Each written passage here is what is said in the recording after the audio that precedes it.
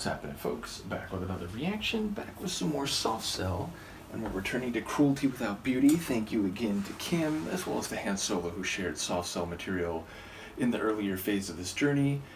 And the next track in the playlist is Caligula Syndrome, which is, I don't know the degree to which it is formally articulated as a medical condition, but the idea is a serious illness or maybe exposure to lead, more on that in a moment, leading someone to have a dramatic personality shift as a result of whatever physiological or neurochemical changes have taken place. And Caligula, especially after an illness, which again I think is connected to, and historical, like medical history is an entire subgenre of historical research. And though I personally was more on the political, social, and cultural end of the history study spectrum, I do know a couple people who specialized in that field. In any case, it is difficult, of course, to work with sources where symptoms are discussed vaguely or even contradictorily by different historical writers. Nevertheless, my understanding is after a significant illness and recovering from that, Caligula was known to have become a very erratic and violent and capricious person, someone who seemed sadistic or vindictive, and was prone to, at least according to some writers, sexual perversion and behavior that is and was outside the bounds of what would normally be expected of anyone in sort of patrician Roman society, never mind an emperor.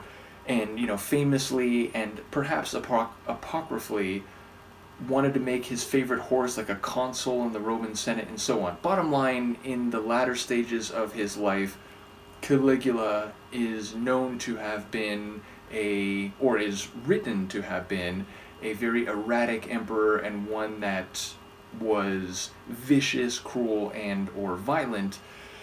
And so maybe the idea is here, someone who went through some trauma or indeed was ill, maybe that could be more mentally ill, but at the very least, someone who after a certain significant point in their life became almost an entirely different person, and one who was less predictable, less reliable, less sympathetic, and more brutal. And in that regard, I do wonder whether it could be the narrator or whether it could be someone he is observing. And I'm saying he here without necessarily assuming that the narrator would be male, but of course a song Mark would be singing. I'm inclined to see it that way. In any case, let's give it a listen, see what I can pick up. Oh, the lead poisoning thing. I recently did a watch-along of the Neil deGrasse Tyson Cosmos A Space-Time Odyssey series on my Patreon, and there's an episode where they talk about lead poisoning and how Romans knew it was bad for their health when they were using it to build their aqueducts and a lot of their public buildings and so on, and they kept doing it anyway. Why? Well, because they were able to mine a whole lot of it. It was relatively cheap and malleable to work with, and the people who were the most exposed to it weren't valued in terms of their health and their lifespan, because they were either slaves or they were people who were indentured servants, as we might call it in later generations. And so the people who were bearing the brunt of the lead poisoning and the mental instability and even psychosis it might lead to were not valued in Roman society by those who were in positions of power. So in any case, I encourage you to go check out that episode if you are interested. In any case, let's give it a listen. This is Soft Cell. The tune is Caligula Syndrome, and it's from their 2002 album Cruelty Without Beauty.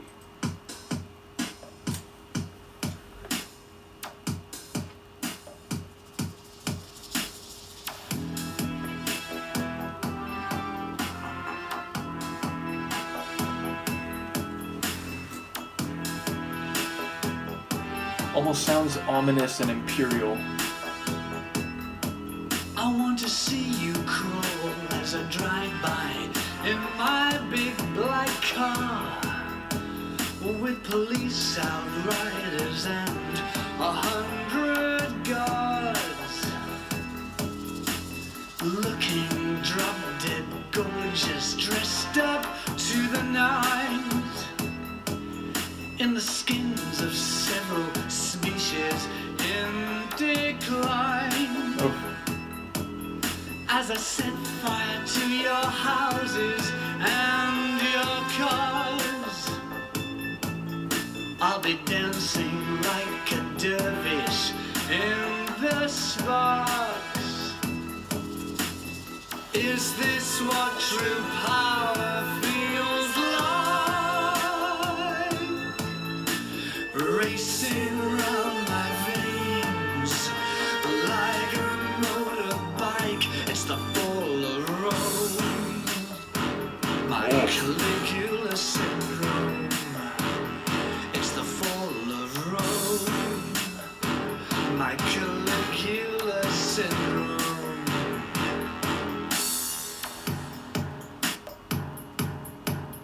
I'll display you in my game show on TV, called Humiliation and Hypocrisy.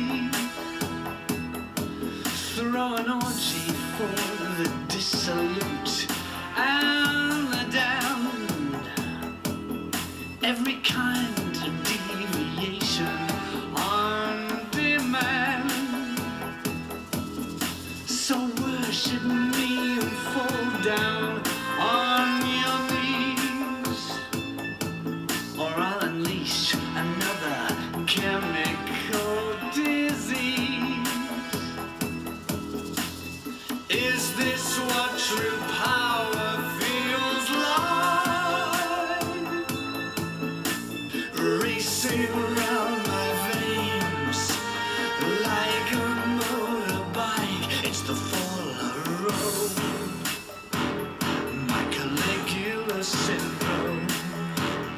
It's the fall of Rome, my Caligula syndrome.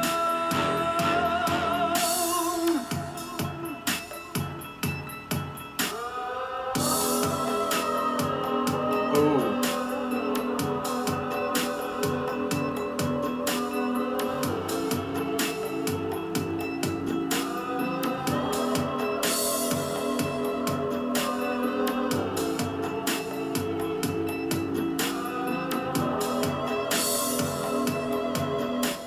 Haven't I become just a little deranged while you're crawling on your hands and knees like slaves?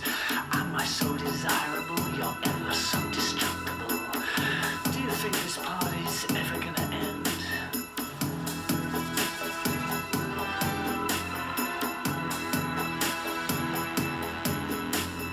Dance with me while our city is burning. Won't you dance with me while our empire is falling? Like Nero, let's make music to the fires of Rome.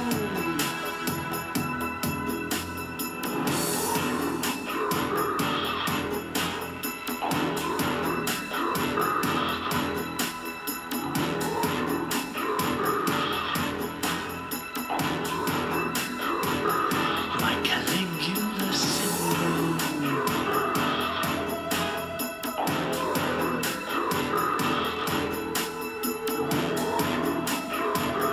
My Caligula syndrome. To get out of here, what a wicked tune on every level, and as someone with a modicum of Roman history study, which is to say, when I got my master's, I focused on like 18th century, early 19th century indigenous American history as it relates to like European colonial history and so on. But to get a bachelor's, and certainly to get a master's, you do have to study different eras, different regions, and so on. And I did study a bit of antiquity, ancient Greek history, ancient Roman history, ancient Egyptian history. And yes, there's a lot in there which is very much informed by some of the broader strokes of Roman history, including Roman imperial history, and obviously most specifically Caligula and his story and his reputation among historical writers, which of course, on some level you take that with a grain of salt, because sometimes like the most prominent material we have about somebody comes from people who despise them and who sought to like denigrate their legacy. But there are enough convergent sources when it comes to Caligula and his behavior that I think we can reasonably assume he did behave erratically and capriciously and viciously, and was little concerned with how the lesser people in the Roman Empire might fare under his rule, and, you know, sought to punish his enemies and so on. And indeed, there's some lines in the song there where I think, you know, number one, it's interesting that it's from the point of view of the person with Caligula syndrome, and kind of like really embodying like what Caligula would be in modern times. So he's talking about like riding in a black car but with an escort and, you know, police ready to beat down anyone who, you know, oppress him or who are, you know, protesting against him and so on. But, you know, there's lines in there where he's basically saying like, you're so destructible, and, you know, he doesn't want just people to worship him and to be on their knees in front of him. But what is that level of imperial, almost godlike power? And again, the Roman emperors, like emperors in some different places, were eventually held to be like the divine incarnate. They were, you know, a god, a living god, and so he's certainly stylizing himself and viewing himself in that manner. But what is that kind of power if you don't ever actualize it, if you don't ever impose it and manifest it? So it's not just that he has a disposition to be cruel, but he's going to show it. He's going to actually be cruel and be violent and oppress folks and crush them and make sure that, you know, everyone not only knows how brutal and how powerful he is, but can see it, can feel it, and reap the consequences of it. And indeed, it's like reference to like the Roman Empire beginning to crumble as he was behaving so brutally and capriciously. And the narrator here, again, it's like Marc really inhabits the character that he is creating for the song, or that he is presenting for the song, because he's basically saying like, you know, let the city burn, let the people suffer, I don't care, like I'm on a high with this, and like I'm going to go down in the history books, people will remember my name and people will feel my wrath and my power. And of course, as he's talking about the city burning, I was going to make a joke like, wait, no, that's Nero. And then he literally says, you know, like Nero, let's play the violin, let's listen to music as it all comes crashing down, as everything falls apart. Because you know what, who cares? You know, I don't care if I'm not leaving an empire for others to inherit and for others to benefit from. You know, I'd rather burn it all down, because that will show the degree of control and power I have. And the sonics in the chorus, that heavy, I don't know if they were strings or they were just kind of like this, you know, like orchestra synth hit, but like heavy, brutal, very imperial. And then we have that like low bass synth kind of pulsing through the track. It just sounds like everyone's being dragged along, and this, you know, inexorable, inevitable crushing and downfall, you know, led willingly and intentionally by the narrator. Like it's all coming and everyone can see it and no one can stop it. And the one person who might be able to stop it doesn't want to. He's plunging headlong toward it, and damn it, he'll bring everyone with him. So yeah, just wicked sonics. And again, there's some little melodic touches, but they all kind of have this tension and this wicked feeling to them. I mean, it's just incredible. And, you know, the march, or the percussive rhythm, is sort of syncopated, but it feels like there's this weight behind it that's just implacable. It can't be stopped, and it's all going to come crashing down. And again, we know that the excesses and the imperial caprice of Roman emperors after it went from being a republic into an empire, that was, and of course, you know, stretching themselves thin and trying to take over everywhere known in the world at that time. You know, the lust for power, the lust for control and military dominance and so on, it was all an extension of some of the most ambitious and selfish and avaricious imperial design. So yes, like, you know, with a modicum of understanding of the history of the Roman Empire and imperial history, and specifically Caligula's history, this song, it really hits the mark in an incredible way. hits the mark. That was not intentional. But yes, just really a stunning tune. Absolutely love it. Looking forward to hearing what people have to say, especially you, Kim. Big shout out to for sharing this album, and we've got more Soft Cell to go after this album. So yeah, an incredible tune. Let me know what you think. I'll see you next time. Peace.